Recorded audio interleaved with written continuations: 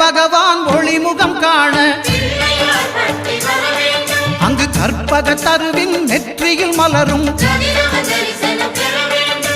சூரிய பகவான் ஒளிமுகம் காண அங்கு கற்பக தருவின் நெற்றியில் மலரும் இருளை விலக்கி உலகை எழுப்பும் ஞாயிறு அங்கே குடியிருப்பான் அவன் ஆனை முகத்தனின் அடியவர் மனத்தில் ஒளியாய் வந்து கொலுவிருப்பான்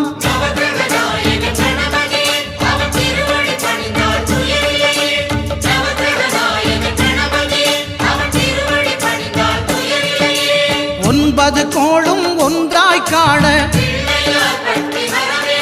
அங்கு கற்பகம் என்னும் கடவுளின் மெய்யில்